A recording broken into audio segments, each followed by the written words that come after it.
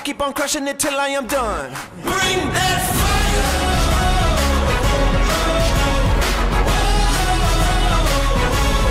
Bring that fire.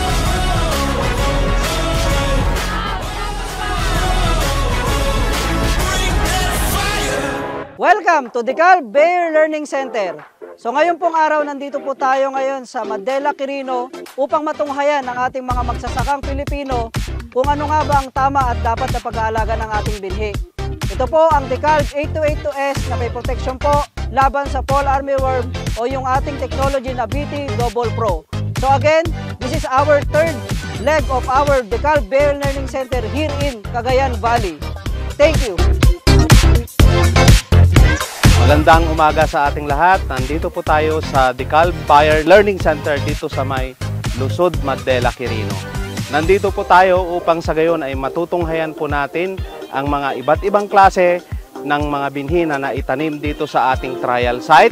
At dito po makikita natin ang mga magagandang klase ng binhi at mapapag-usapan po natin ang bioteknolohiya, solusyon sa agronomiya at mga magagandang klase at tamang binhi dito sa site. Nagpapasalamat po kami at sana mag-enjoy po kayo dito sa ating Bear Learning Center dito sa may Lusod, Madela, Quirino. Blockbuster sa ani, blockbuster sa kita.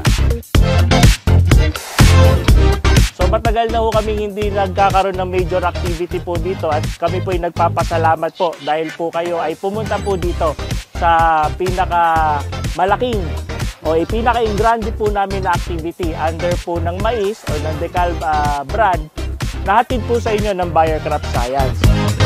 Dito yung Station 1, ito yung pagtutungtungan tayo lang tata, kit ni Biotechnology kin Germ Plaza. So, na agronomic solution, DJ Apo, Station 2, yun to nga, Ma'am 1. Yeah. So, ano na integrate Apo ni Biotechnology. So, iti Biotechnology, amo tayo mitten, more on technology. So, teknolohiya nga maparpartuat, kin ma-develop. So, gapo dagiti technology nga maparpartuat tata, malaglag-anan tayo iti trabaho tayo, kin umad-ado Apo iti apit tayo.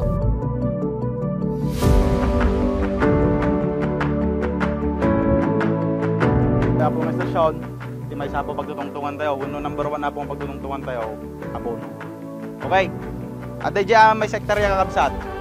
So kakapsat, adat to yung recommendation may versus DJ farmer's practice na ginamit naman. So iti kailangan namin nga nitrogen Apo iti may isang hektarya is 120% Apo nga nitrogen iti kasapulan na. Phosphorus, 60% Apo iti kasapulan na iti kada hektarya. So DJ mo't Apo may papanji potassium wenno di Apo pang papintas iti bunga, kailangan namot Apo iti 90% iti kada hektarya.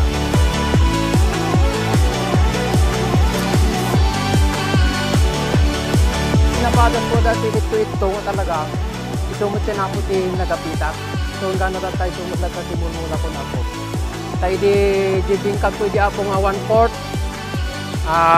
pang 7 kilo na mulak jay, pinapitak di 71, nga sa ako nga average di 61 may siya nga sa ako, 61 kilo.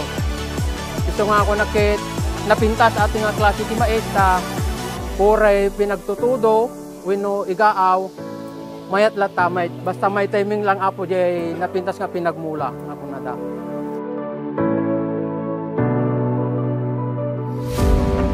Isa tong variety na nire-recommenda ko sa mga kasama kong nagtatanim ng mais. Kasi mabigat siya at saka madali namang matuyo. Hindi naman problema pagka gusto nating dry na ibebenta. Okay naman siya, madali naman siyang matuyo. So, basta sundin lang natin yung proseso kung paano natin alagaan ang mga tanim natin. At naniniwala ako na sa tulong ni Lord is makakaani tayo ng medyo malaki-laki din, medyo marami-rami din. Sa mga kagaya kong nagtatanim ng mais, nire-recommenda ko itong DeKalb 8282S, blockbuster sa kita. Maraming salamat. Dati akong OFW, nung natutukan ko itong DeKalb, nung nag-for good ako, hindi ko na binitawan kasi yung kita, talagang malaki ang kita niya. At saka wala kang takot pag dekalb ang tinanim mo. Maski may mga darating na yung sakuna, yung mga uod, lalo na yung uod, hindi ako natatakot pagdating sa uod. Kasi alam ko, kampante ako kasi yung dekalb kumpleto na yan. At pinaka-importante dyan, blockbuster talaga sa kita, sobrang bigat. At saka yung killing recovery niya, kadami. Kaya sa palagay ko, malaking naitulong ang dekalb sa akin bilang isang magsasaka. Matagal na po ako nagtatanim ng produkto ng dekalb. Simula po ng 6919, 9118S, saka sa 82S ko po nakita ang kalidad ng ating mais. At doon po ako kumita ng halos doble ng aming kinita ngayong taon na to.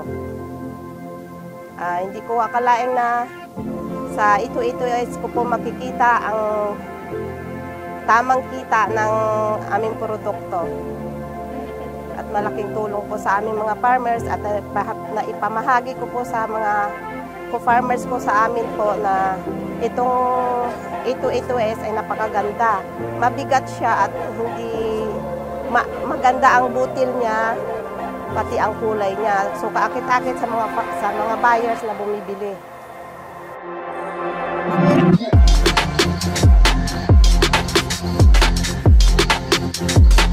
Jasmine Novi Mamawag, taga Dalaw, Cordon Isabela, na may isang farmers. Napadasak si dadu mga variety tipo is talo nga klase nga variety. Ato yung 69190 mun unang nagpadasak iti dekalb, kit isumit ti medyo nagmayatan ti apit mi. Hindi nang rugi nga nagkwa ng remor iti 8282 inadas kumanin. Kit isumit iti medyo limbag-anan ti panagbiag mi kaya nakasalsalda kami pa yung tirado mga bangbangkag. Si tayo nga farmers, i-introduce ko kanya ito 8282S nga dekalb. Kit padasin yung metak no kasakit, umadumit ti apit yung akas kanya. Hindi pa nagdaray tayo kakabsan iti caster nga training, dito tayo nga makaadaw. Wino makakita iti napintas nga production technologies wino pagsayatan ti panagmulmula tayo iti may. Nga rod, kagijay makita tayo dito, at damot lang iti ima tayo, no kasano tayo nga papintasan, when no padorasan, ti panagbiag tayo, akas at mulmula iti may. Alain tayo nga binideto itan tikasta, ado ti maapit tayo. Dekalb 8282S, blockbuster sa kita.